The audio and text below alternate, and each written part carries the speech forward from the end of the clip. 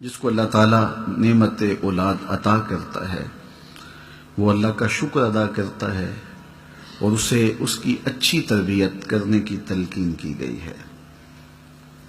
اولاد چونکہ اگر صالحہ ہوگی تو ماں باپ کے لیے قلب کا قرار اور روح کی تسکین ہوگی، اور اگر نیک نہیں ہوگی، اچھے اخلاق اور کردار کی حامل نہیں ہوگی تو والدین کے لیے شرمندگی، ندامت، ذلت اور رسوائی کا سبب ہوگی۔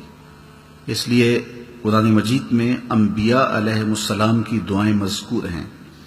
ان میں انہوں نے جب اللہ سے اولاد مانگی تو اولاد صالحہ مانگی کہ اے اللہ نیک اولاد ہمیں عطا کر دے، تو ہمیں بھی نیک اولاد اللہ سے طلب کرنی چاہیے، اور نیک اولاد طلب کرنے کے لیے با ہمت اور با کردار اور با اخلاق اولاد طلب کرنے کے لیے کسی صالحہ خاتون سے نکاح کرنا چاہیے۔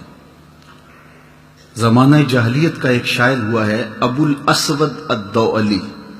ایک دن اپنی اولاد سے اس نے کہا کہ میں تمہارے اوپر احسان کیے ہیں، تمہارے پیدا ہونے سے پہلے بھی اور تمہارے پیدا ہونے کے بعد بھی۔ تو اولاد نے کہا کہ ہمارے پیدا ہونے کے بعد ہمارے اوپر کیے گئے احسانات تو سمجھ میں آتے ہیں، لیکن ہمارے پیدا ہونے سے قبل جو آپ نے ہمارے اوپر احسان کیے ہیں وہ کیا ہیں؟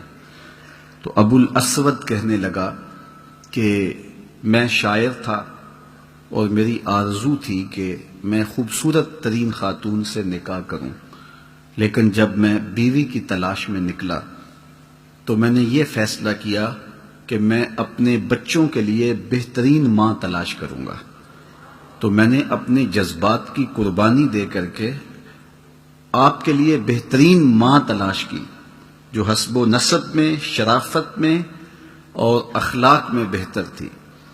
اس لیے یہ میرا وہ احسان ہے جو تمہارے پیدا ہونے سے پہلے میں نے تمہارے اوپر کیا ہے۔ آپ نے وہ واقعہ تو بارہا سنا ہے کہ حضرت عمر رضی اللہ تعالیٰ عنہ راتوں کو گشت کیا کرتے تھے، تو ایک دن ایک جھونپڑے کے قریب سے گزرے، ایک گھر کے پاس سے گزرے تو اندر سے آواز آ رہی تھی کہ بیٹی آج جانور نے دودھ کم دیا ہے تو تھوڑا سا پانی ملا لو۔ تو بیٹی کہہ رہی تھی کہ امیر المومنین نے اس سے منع کیا ہے۔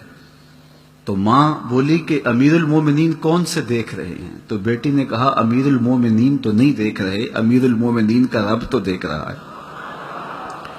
تو حضرت عمر رضی اللہ تعالیٰ عنہ نے جب سنا تو بہت متاثر ہوئے، اور پھر اپنے بیٹے کے لیے اس لڑکی کا رشتہ طلب کیا، اور پھر جب نکاح ہوا تو اللہ نے حضرت عمر رضی اللہ تعالیٰ عنہ کے بیٹے کو اس بچی سے ایک بیٹی عطا کی، پھر اس بیٹی سے اللہ نے ایک بیٹا دیا جسے دنیا عمر بن عبدالعزیز کے نام سے جانتی ہے۔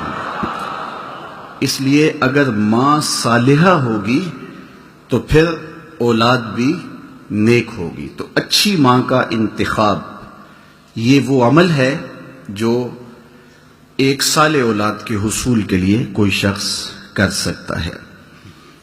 اس طرح اچھی مائیں اچھی اولاد کی تربیت کی ضمانت ہوتی ہیں۔